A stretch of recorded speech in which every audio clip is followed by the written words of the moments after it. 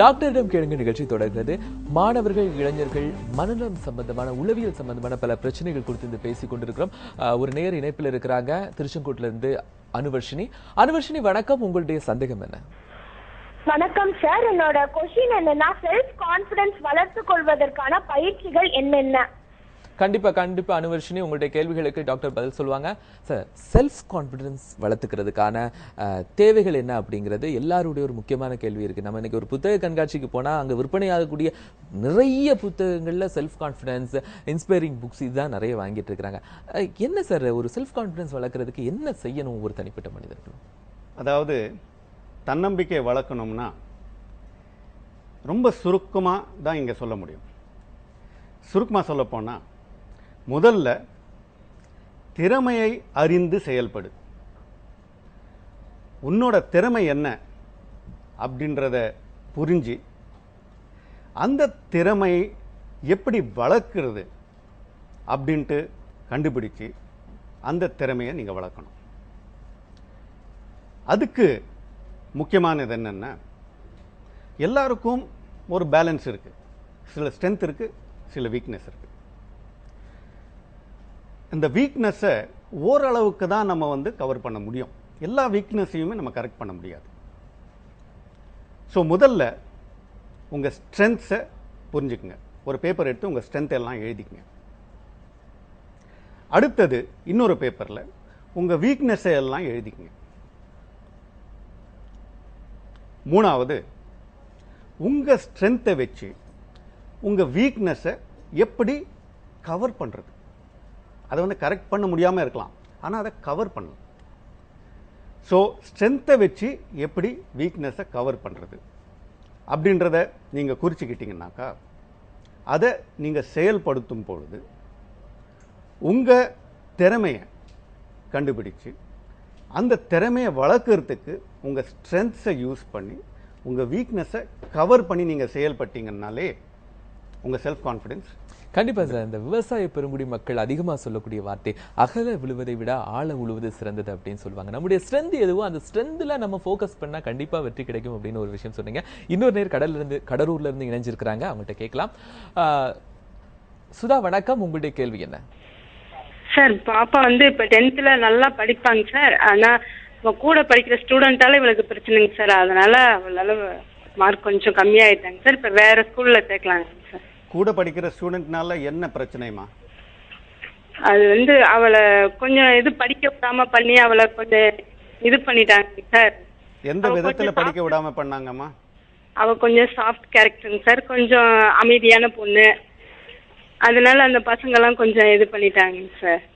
அதனால அவ மார்க் எடுக்க முடியல. இப்ப இந்த ஸ்கூல்ல விட்டு வேற ஸ்கூல்ல சேர்த்தா அவ அதை பிக்கப் பண்ணிப்பாளாங்க சார். ஸோ உங்க பொண்ணு சொல்றாளாமா, அந்த மாதிரி என்ன படிக்க விடல அப்படின்ட்டு உங்க பொண்ணு சொல்றாளா? ஆமாங்க சார், அது நிஜமாலுமே முக்கிய காரணங்க சார். டெய்லி படிக்க விடாம பண்ணிச்சுங்க, ரொம்ப அழுகுங்க சார். அவளால படிக்கவே முடியலங்க சார். நல்லா நீங்க திருப்பி சொல்றது அவளால படிக்க முடியலன்ட்டு. நீங்க தயவு செஞ்சு போய் பாருங்க. உண்மையிலே அவளால படிக்க முடியலை அப்படின்னாக்கா அவளை எந்த ஸ்கூல்ல போட்டாலும் அந்த பிரச்சனை இருக்க தான் செய்யும். நான் ஏற்கனவே சொன்னேன், அதாவது லேர்னிங் டிசபிலிட்டி, கற்றல் கோளாறு சில குழந்தைங்களுக்கு இருக்கு. ஒரு 30% குழந்தைங்களுக்கு இந்த கற்றல் கோளாறு, லேர்னிங் டிசபிலிட்டி இருக்கு. சில குழந்தைங்களுக்கு எழுத்துறதில்ல, சில குழந்தைங்களுக்கு படிக்கிறதில்ல, சில குழந்தைங்களுக்கு புரிஞ்சுக்கிறதில்ல. அதாவது கிளாஸில் சொன்னதை, புக்கில் இருந்ததை புரிஞ்சு அதை கிரகிச்சு அதை ஜீரணிக்கிறதுல சில கஷ்டங்கள் இருக்குது. உங்கள் குழந்தைக்கு அந்த பிரச்சனை இருக்கலாம்.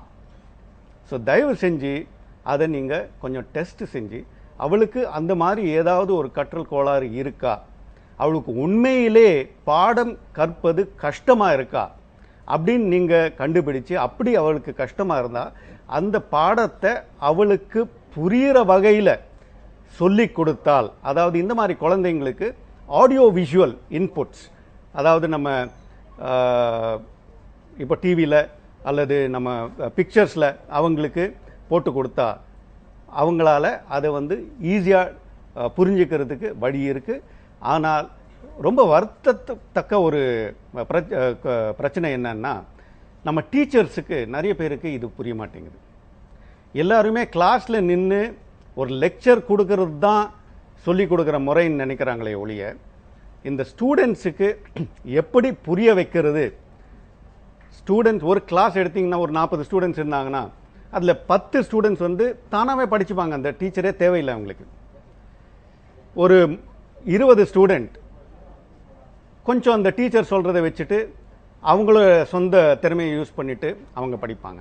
ஆனால் ஒரு 10 ஸ்டூடெண்ட்டு டீச்சர் சொல்கிறதே புரியாத அளவுக்கு அவங்களுக்கு அந்த கற்றுதல் கோளாறு இருக்கலாம். அந்த குழந்தைங்களை கண்டுபிடிச்சு அந்த கிளாஸில் அவங்களுக்கு ஒரு ஸ்பெஷலாக கொஞ்சம் அட்டென்ஷன் கொடுத்து அவங்களுக்கு புரிகிற வகையில் சொல்லி கொடுக்கறதுக்கு தான் பேர் டீச்சர். சும்மா நின்று பாடம் எடுக்கிறது டீச்சர் கிடையாது. நிறைய இடங்கள்ல இந்த மாதிரியான பிரச்சனைகள் இருக்கு. அதாவது ஆசிரியர்களும் பெற்றோர்களும் தான் அந்த மாணவர்களுடைய அந்த மாற்றத்துக்கு காரணமானவர்கள். ஆனா அந்த மாற்றம் என்னமோ அவங்களால புரிந்து கொள்ள முடியலையோ அப்படிங்கிற இடத்துல நிறைய இருக்கு. சென்னையில இருந்து ஒரு நேர் இணைந்திருக்கிறாங்க, அவங்களுடைய சந்தேகம் கேட்கலாம். ரோசி வணக்கம், உங்களுடைய சந்தேகம் என்ன? வணக்கம் சார். சார் இப்போ வந்து ஸ்கூல்ல குழந்தைங்க படிக்கிறாங்க இல்லையா, பையன் படிக்கிறான் என் பையன். சொல்லுங்க. இப்போ அவனுக்கு வந்து இப்போ கூட ஃப்ரெண்ட்ஸுங்க வந்து சில பேர் நல்லது இருக்காங்க, நிறைய பேர் கெட்டது தான் இருக்காங்க. இப்போ அந்த வகையில நம்ம பிள்ளைங்களுக்கு வந்து எடுத்து சொன்னா அதுங்க புரிஞ்சுக்கிற அந்த பக்குவமும் இல்லை. அவங்க ஃப்ரெண்ட்ஸ் தான் எல்லாமே, லைஃப் ஃப்ரெண்ட்ஸ் தான் எல்லாமே அவங்களுக்குன்ற மாதிரி ஆயிடுது. பேரண்ட் என்ன சொன்னாலும் அட்வைஸ் சொன்னாலும் அவங்க எடுத்துக்க மாட்டாங்க. இப்போ வந்து அதுல ஃப்ரெண்ட்ஸுங்க வந்து கெட்டவங்க இருக்காங்க இல்லையா, கெட்டது சொல்லித்தர ஃப்ரெண்ட்ஸுங்க இருக்காங்க. அது போல சூழ்நிலையில நம்ம எப்படி அவங்க தவிர்க்குது? இப்போ நான் வந்து என் பையன் 10th வந்து ரொம்ப கம்மியா தான் எடுத்திருக்கான், 57%. அது கூட ஏன் எப்படி எடுத்தாங்கன்னா, நான் 2 மாசம் ரீசன் டெஸ்ட்டுக்கு முன்னாடி தான் அவனை நான் பிக்கப் பண்ணுது. கிளாஸ் டீச்சரை பார்த்து வேற டியூஷன் எடுத்து மாட்டு, அப்புறம் பார்த்தா கிளாஸ்ல பிள்ளைங்க வந்து சரியில்லை, கூடுற ஃப்ரெண்ட்ஸுங்க சரியில்லை அப்படின்னு சொல்லி டீச்சர் மூலமா நமக்கு தெரிஞ்சது. அப்படி இருக்கிறச்சு அது போல உங்களுடைய சந்தேகத்தை டாக்டர் கேட்டுட்டு இருக்காங்க சார். இதுக்கான பதில் என்ன? இங்க முக்கியமா நீங்க உங்களுக்காக ஒரு கேள்வி கேட்டுக்கணும். நான் என் குழந்தைக்கு ஒரு நண்பனாக இருக்கேனா? அதாவது நம்ம தமிழ்ல ஒரு பழமொழி இருக்கு, தோளுக்கு மேல் வளர்த்து விட்டால் தோழன்.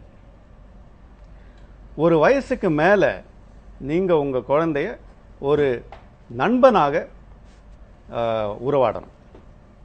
அது ரொம்ப முக்கியம். இல்லை நண்பன்றதுக்கு எது சொல்றோம்? ஒரு நண்பன் கிட்ட நம்ம மனசு விட்டு பேசலாம், ஒரு ஜட்ஜ்மெண்ட் இல்லாம பேசலாம். நான் என்ன சொன்னாலும் அவங்க வந்து அது சரியா தப்பா அப்படின்ட்டு நமக்கு எடுத்து சொல்லுவாங்களே ஒழிய அட்வைஸ் பண்ண மாட்டாங்க. நண்பர்கள் அட்வைஸ் பண்றதில்லை. நீ தப்பா சரியா, சரி இதை வந்து வேற மாதிரி செய்யலாமே, வேற மாதிரி செஞ்சு பாரு அப்படின்ட்டு ஒரு சஜஷன் கொடுக்காமலே ஒழிய, நீ தப்பு செய்கிற, நீ மோசமானவன், அந்த மோசமான பசங்களோட நீ சேராத, அவங்கெல்லாம் கெட்டவங்க அப்படின்னு நீங்கள் ரொம்ப ஒரு ஜட்ஜ்மெண்டலாக நீங்கள் அதை அப்ரோச் பண்ணாக்கா யாருக்குமே பிடிக்காது. ஏன் உங்களுக்கு பிடிக்குமா? நான் உங்கள் க்ளோஸ் ஃப்ரெண்ட்ஸை பற்றி தப்பாக உங்ககிட்ட சொன்னேன்னா அவங்க கெட்டவங்க, அவங்களோட ஏன் சேர்றீங்க அப்படின்னு சொன்னால் உங்களுக்கு பிடிக்குமா? அதே மாதிரி தானே உங்கள் குழந்தைங்களுக்கும். ஸோ நீங்கள் உங்கள் குழந்தைகளுக்கு ஒரு நண்பராக இருக்க வேண்டும். அவங்க ஃப்ரீயாக மனசு விட்டு பேசுகிற அளவுக்கு நீங்கள் அவங்களுக்கு இடம் கொடுக்க வேண்டும். எப்போ பார்த்தாலும் அட்வைஸ் பண்ணிக்கிட்டே இருந்தீங்கன்னாக்கா கண்டிப்பாக அந்த குழந்தை உங்ககிட்ட எதுவுமே சொல்லாது, நல்லது கெட்டும் உங்ககிட்ட கேட்டுக்காது. சார், நிறைய விஷயங்கள் பேச வேண்டியிருக்கு. ஒரு சிறிய இடைவேளைக்கு பிறகு தொடர்ந்து பேசலாம். நிறைய ஒரு சிறிய இடைவேளைக்கு பிறகு டாக்டரிடம் கேளுங்க நிகழ்ச்சி தொடரும்.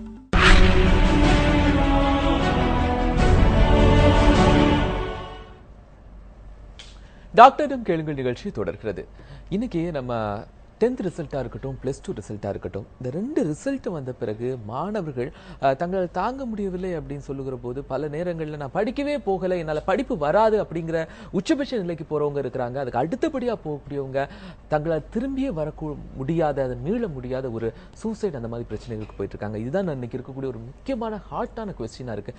சார், இந்த மாதிரியான சிச்சுவேஷனுக்கு மாணவர்கள் போறதுக்கான காரணம் என்ன? ஏன் அந்த சூசைட் அப்படிங்கிற ஒரு இடத்துக்குள்ள போறாங்க? அது எவ்வளவு ஒரு கஷ்டமான விஷயம் அப்படிங்கிறது மாணவர்களுக்கு தெரிய மாட்டேங்குதா? இல்லை, இதில் 2 விஷயம் இருக்கு.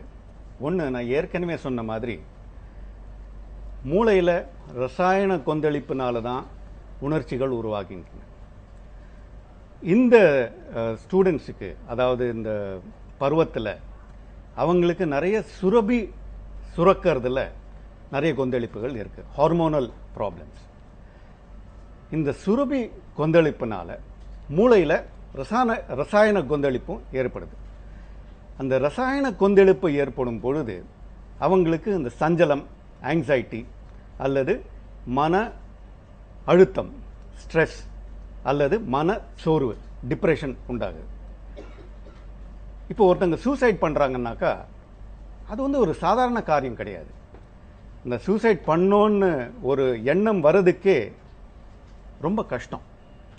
அப்படி ஒரு எண்ணம் வருதுன்னா கண்டிப்பாக அந்த நபருக்கு அல்லது அந்த குழந்தைங்களுக்கு இந்த டிப்ரெஷன் இருக்க தான் செய்யுது. டிப்ரெஷன் இல்லாமல் சூசைட் கிடையாது. ஸோ இதை நல்லா புரிஞ்சுக்கணும். ஸோ உங்கள் குழந்தைங்களுக்கு டிப்ரெஷன் இருக்கா? சார், இந்த டெப்ரெஷன் அப்படிங்கும்போது அது ரொம்ப ஒரு பெரிய விஷயம். இந்த டெப்ரெஷன் குழந்தைகள் தானாக உருவாக்குறாங்களா, இல்லை நண்பர்கள் மதிப்பெண் நிறைய எடுத்திருக்கிறதுக்காக உருவாக்கப்படுறாங்களா, இல்லை பெற்றோர்களால் அவங்களுக்கு டெப்ரெஷன் வருதா? நிறைய விஷயங்கள் இருக்க, பேச வேண்டியது இருக்கு. ராணிங்கிற ஒரு நேர் இணைந்திருக்கிறாங்க, அவங்கள்ட்ட கேட்கலாம் முதல்ல ஒரு கேள்வி. ராணி, உங்களுடைய சந்தேகம் என்ன? வணக்கங்க. என்னோட பையன் வந்து அவரேஜா படிப்பாப்புல. பட் நாங்க வந்து மார்க்ஸ் ஓரியன்டா பேச மாட்டோம். எல்லாத்துலயும் யூ ஷுட் என்கரேஜ் அப்படிங்கிறது, யூ ஷுட் பி இன்வால்வ்டுங்கிறதுல இதுல தான் நான் ஹஸ்பண்ட் 2 பேரும் இருப்போம். இப்போ 50% எடுத்திருக்காப்புல, இன்ஜினியரிங் சேரணுங்கிறாப்புல. நாங்க 2 பேரும் கொஞ்சம் இம்ப்ரூவ் பண்ணிட்டு சேர்ப்பா அப்படிங்கிறோம். பட் சுத்தி இருக்கிறவங்க எல்லாம் அதை டிஸ்கரேஜ் பண்றாங்க, அதெல்லாம் ஹி வில் டூ இட் அப்படின்னு.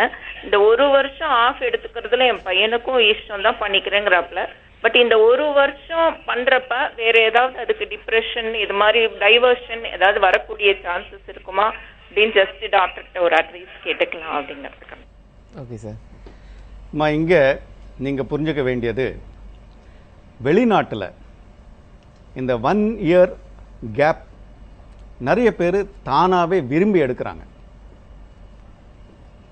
நம்ம நாட்டில் தான் 19-20 வயசுக்குள்ளார எல்லா டிகிரிஸையும் நாங்கள் எடுக்கணும் அப்படின்ற ஒரு திணிப்பு இருக்கு. சீக்கிரமா கின்னஸ் சாதனை புரியும், ரொம்ப சீக்கிரமா நிறைய சாதிக்கணும் அப்படின்ற ஒரு வெறி. இந்த வெறி தான் பிரச்சனை. இப்போ நீங்கள் சொல்லிட்டீங்க, உங்களுக்கு பிரச்சனை கிடையாது. நீங்கள் ரிப்பீட் பண்ணுறதுல ஒரு வருஷம் விட்டுட்டு அப்புறம் இம்ப்ரூவ் பண்ணிட்டு எடுக்கிறதுல உங்களுக்கு பிரச்சனை கிடையாது. உங்கள் பையனுக்கும் 1 வருஷம் வெயிட் பண்ணி ரிப்பீட் பண்ணி இம்ப்ரூவ் பண்ணுறதுல ஒன்றும் பிரச்சனை கிடையாது அப்படின்னு நீங்கள் சொல்லிட்டீங்க. அந்த ஒரு கான்ஃபிடென்ஸை நீங்கள் வளர்க்கணும். மற்றவங்க சொல்கிறத நீங்கள் ஏன் கேட்குறீங்க? அவங்க வந்து உங்கள் பிள்ளைய வளர்க்க போகிறாங்களா இல்லை படிக்க வைக்க போகிறாங்களா?